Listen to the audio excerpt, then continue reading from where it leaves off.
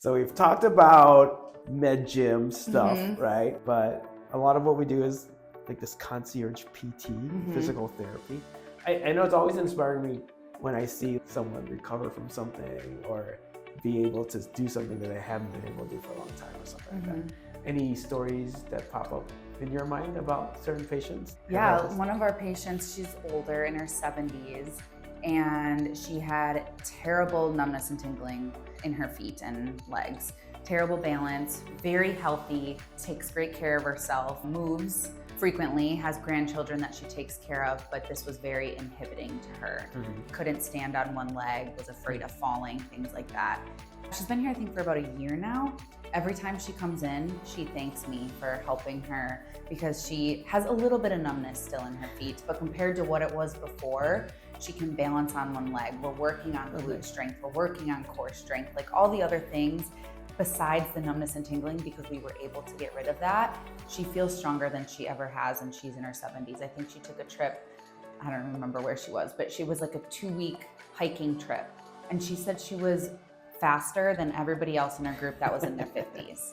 So she's been very grateful for the treatment that we've done for her and helping her gain strength. Isn't that funny? I think that's a comment that I've heard over the years, over and over again with some of our patients, especially the older ones. Yeah. They'll be like, oh yeah, I totally outdid everyone, all my friends. Yeah. Like, as I come here, you know? Yeah, So they take care of the things that we don't think about. I think like when we're young in PE class, you're not necessarily taught how to move. So over the years, your movement patterns haven't been necessarily the best. As you get older, you start getting more aches and pains, and you don't know how to activate your glutes or activate your core. And once patients start doing that, their minds are like blown, like, oh, yeah, like I can do step-ups now because I realized I wasn't activating my glute, and so I was having knee pain. So it's amazing to see the light bulbs go off in patients after they master something that we've been teaching them. yeah, my moment is when we take these goals for people when they come in, like what are you trying to do and what can't you do anymore? And then the moment when they realize they can do those things again. Yeah. Or we make them do those things in the clinic or something like that. And then you're like, oh, look at that. Because I think it is also a mind block. If they've had pain from something in the past, they're afraid to try it again because they're afraid it will hurt. Yeah. And so, yeah, when we do it in the clinic with them, we're there holding their hands, walking them through the process, and then they're able to do it. They like almost trust themselves again to be able to move their bodies properly. Yeah, so the brain has a very protective mechanism where, oh, last time you did this, it really hurt, or you hurt something, or it was painful. Okay, don't do that anymore. Part of this is this fear avoidance, and it's like getting over that. You know, it's okay, you can do this. And then it's, oh yay, I can do this again. Yeah. Any other stories that come to mind that you think of, wow, that was a success, or that kind of moved you? I know they move me sometimes. They're like, there you go, teary-eyed. Yeah. I was kind of thinking about Keith. It was a while for him to feel better, but it was the fear avoidance thing. He was very fear avoidant. And I think it moved throughout his body where the pain was.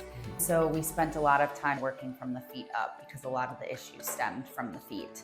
So we worked on his feet, then his knees, then his hips and back area. But he is back to playing soccer and feels confident to run side to side. And I think there was points of defeat, but then there was also points of celebration and points of realizations that if I do my exercises at home, if I warm up before I play and warm up the muscles that need to be warm, I can be pain-free.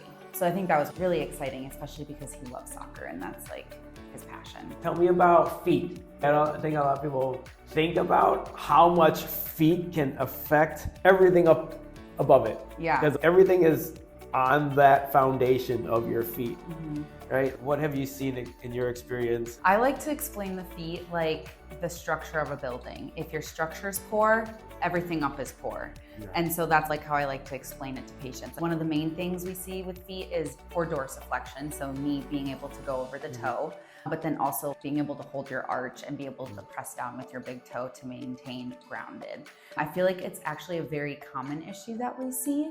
Kids not walking without shoes on, I feel like it's a very good thing to learn how to grip the ground with your feet and being able to create that arch in your foot. But I think just a lot of parents probably don't think about those kind of things and about movement patterns with the feet. And then footwear. Footwear, having like Footwear wide sucks. toe boxes, really important. And we actually have converted a few patients to that. A lot of people I don't think realize how far your knee can go over your toe matters, whether it's a squat, whether it's knee mobility, hip mobility. Training that stuff I think is super important, and understanding the importance of it is like the first step. All right, thank you for your time. Of course. I'll let you get back to your duties.